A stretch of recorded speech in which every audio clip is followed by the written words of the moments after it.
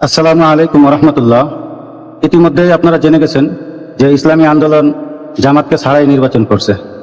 তবে এটা খুবই খুশির সংবাদ, কারণ ইসলামী আন্দোলন এমন একটা দল, যেই দলের প্রধান যিনি ছিলেন আল্লামা ফজলুল করিম রহমতুল্লাহ আলাইহি, উনি কিন্তু একটা কথা বলছেন যে জামাতে ইসলামী আসলে কোনো ইসলামী দল না। আর এটা বারবার জামাত প্রমাণ করছে। জামাত বিগত দিনে বিএনপির সঙ্গে আন্দোলন করছে, দেখা গেছে তারা নারীদের সঙ্গে বিভিন্ন বৈঠকে তাদেরকে পাওয়া গেছে। অবশেষে তারা যখন তাদের আকীদা চেঞ্জ করার মনস্থ হলো বা তারা ইসলামী সমমনা দলগুলোর সঙ্গে একত্রতা পোষণ করলো, তখনই কিন্তু ইসলামী আন্দোলন সহ সকলে যখন তাদেরকে নেওয়ার জন্য মনস্থ নিলেন, কিন্তু এর ভিতরেও তারা বিশ্বাসঘাতকতা করলো। বারবার তারা কি করলো, এই বিএনপির নেতাদের সঙ্গে বৈঠক করলো, প্রচলিত নীতিমালায় তারা দেশ চালাবেন। এই অবস্থাতে ইসলামী আন্দোলন কিছুতেই তাদের সঙ্গে একমত হতে পারেন না।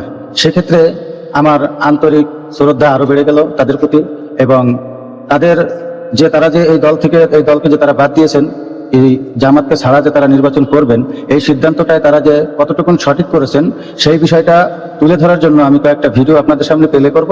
ভিডিওগুলো দেখবেন এবং আপনাদের মতামতটা অবশ্যই আমাদের কমেন্ট বক্সে লিখে যাবেন। তো ভিডিওগুলো আপনারা দেখুন, আমি ভিডিওগুলো এক এক করে আপনাদের সামনে প্লে করছি, আপনারা ভিডিওগুলো দেখতে থাকুন। আসসালামু আলাইকুম রহমতুল্লাহ। প্রিয় দর্শক, ইতিমধ্যে প্রদেশবাসী জেনেই গিয়েছেন যে বেশ কিছু কারণকে সামনে রেখে ইসলামী আন্দোলন বাংলাদেশ আজকে আনুষ্ঠানিকভাবেই একক নির্বাচন করার সিদ্ধান্ত নিয়েছে।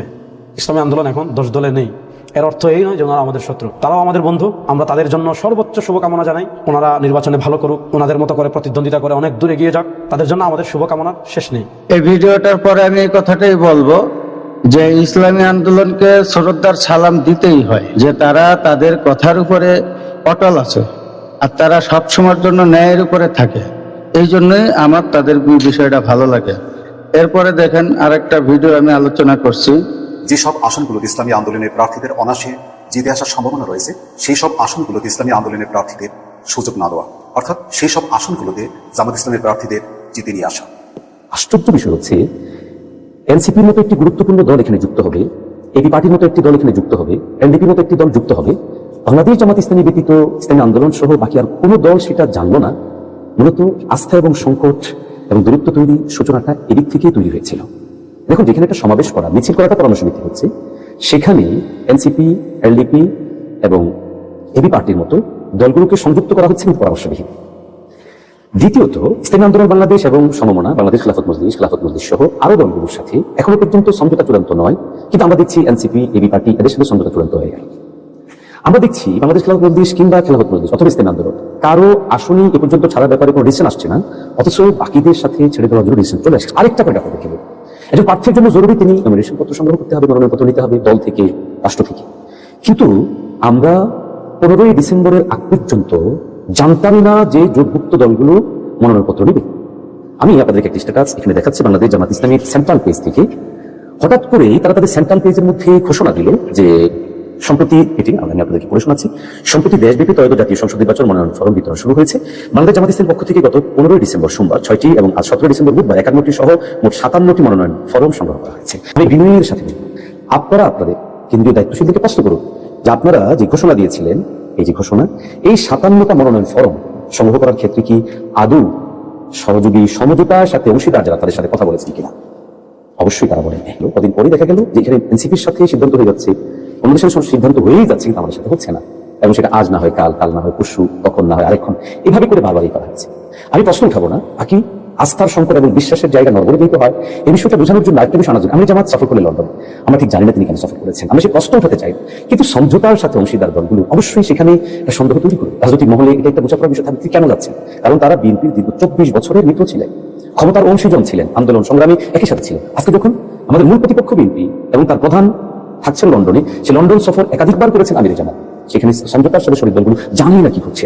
প্রিয় ভাইরা, আপনাদের বোঝা উচিত, আমি বারবার বলছি, এখানে আস্থা এবং বিশ্বাসের সংকট দেখা দিয়েছে।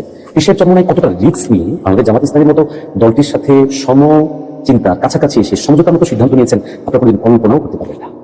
ইসলামী আন্দোলন বাংলাদেশকে তার দীর্ঘ যে সিদ্ধান্ত সেখান থেকে সরে এসে মোহতারাম আমিরকে গোটা দেশ থেকে বিভিন্নভাবে চাপ প্রয়োগ করার পরেও তিনি বাংলাদেশ জামাত ইসলামের মতো দল, যার গায়ে এখনো পর্যন্ত 71-এর দাগ লেগে আছে, এবং আপনারা জানেন যে দুদিন পর যখন 71 বিষয়টা আলোচনায় আসে তখন কোন পর্যায়ে গিয়েছে। এবং সবচেয়ে বড় কথা হচ্ছে ধর্মীয় অঙ্গনের যে সবচেয়ে বড় দাগ, তাদের প্রতিষ্ঠাতা মওদুদী সাহেবের মরহুমের যে ভ্রান্তি বিচ্ছুতিগুলো, এগুলো সত্ত্বেও শুধুমাত্র ইসলাম, দেশ এবং মানবতাকে সামনে রেখে আমাদের মুহতারাম আমির চেষ্টা করেছিলেন। জুট হলেও আলহামদুলিল্লাহ, জুট না হলেও আলহামদুলিল্লাহ। বহু চেষ্টা করেছি কোনো অবস্থাতেই যেন এই 11 দলীয় জুট ভেঙে না যায়। তারপরেও যদি আমরা ধরে না রাখতে পারি, কিচ্ছু করার নাই, আলহামদুলিল্লাহ। তারপরেও কারোর সাথে বিন্দু পরিমাণ শত্রুতা পোষণ করার ইচ্ছা নাই। সবাই বিজয় অর্জন করে আসুন, এটাই চাই। আর এই দলটা আসলে আমার পছন্দের একটা দল, এবং যে সিদ্ধান্তটা নিছে সেটা যথোপযুক্ত সিদ্ধান্তই নিয়েছে। আর এই সিদ্ধান্ত নেওয়ার জন্য ইসলামী আন্দোলনকে আমি আবারও সেলুট জানাই।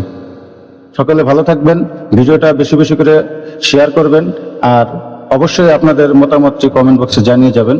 দেখেন, আমরা একটা ভিডিও বানাই, অনেক সময় ব্যয় করি, অনেক চিন্তা ভাবনা করতে হয়, অনেক কিছু একত্রিত করে একটা ভিডিও হয়। আপনারা যদি একটা লাইক দেন আর একটা কমেন্ট করেন, তাতেই আমাদের ভিডিও বানানোর উৎসাহ বাড়ে। তো দয়া করে আপনারা ভিডিওতে লাইক দিবেন এবং কমেন্ট করবেন, এটাই আপনাদের কাছে প্রত্যাশা নিয়ে যাবেন। এই বলে আমার এই ভিডিও শেষ করছি। আসসালামু আলাইকুম ওয়া রাহমাতুল্লাহি ওয়া বারাকাতুহু।